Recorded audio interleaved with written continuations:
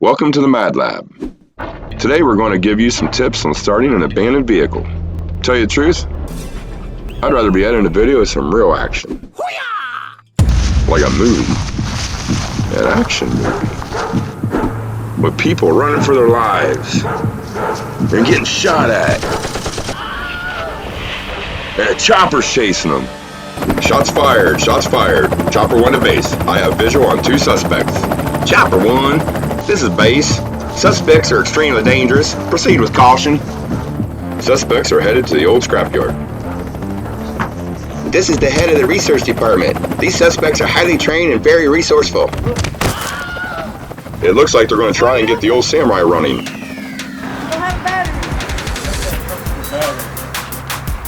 Suspects are looking for resources. Knowing them, they will be looking for a battery and a source of fuel. With that, they can get anything running. What are my orders? I don't know. I'll have to give the big guy a call. Copy that. Why are these guys running? They took part of a project they were working on. It's a pocket-sized refinery that can turn diesel and other liquids into gasoline. The suspects are getting into Samurai. We have all exits blocked. Don't underestimate them. Keep an eye on them until further notice. Suspects are on the move. I repeat, suspects are on the move. They have driven over a small wall and are headed up the hill behind the scrapyard. Camera down! Camera down! The big guy said they know too much. Stop them at all cost. Arming missiles. Firing missiles. 1, 2,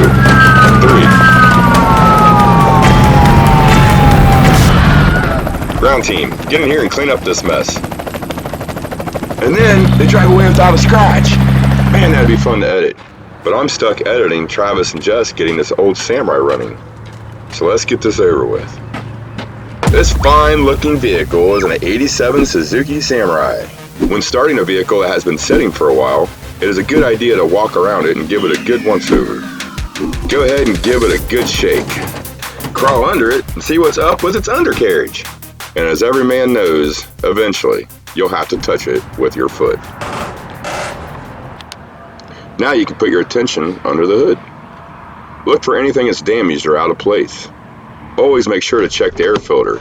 Mice love to build nests there. After checking all the fluids, it's time to add some fuel. Travis is using an old oil container with a small hose hooked to it as a temporary gas tank. Been sitting for 5, 7 years, I don't know. At least 5.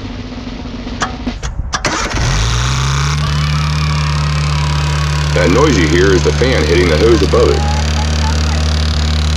Is it the dog that acts like the owner, or the owner that acts like the dog? It sounds pretty good too for sitting that long.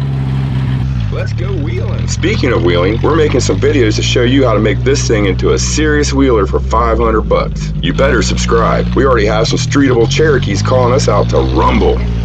Now that we know it runs, let's put a better temporary tank on it. Man, it'd be sweet if we had a fuel filter. What? Where'd you get that? Out of my pocket. Well, it looks like you're holding the gas can. This is how the real gas tank works. The fuel pump pumps gas to the motor at a fairly constant rate. Any fuel the engine doesn't use is returned to the gas tank through a second fuel line. Here's a breakdown of what's going on. He's using this bottle as a gas tank. This is the hose that goes to the motor. This is an inline fuel filter. It keeps the crud out.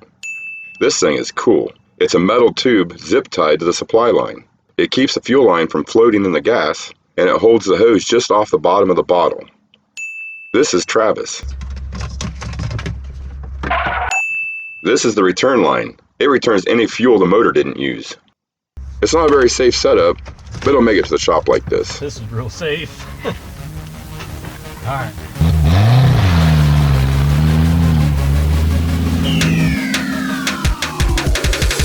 I wish I could bring you more exciting videos on how to use a temporary fuel source to start an old car.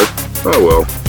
We would like to take this time to remind you that starting a car that hasn't ran for a while can be dangerous to both you and the car.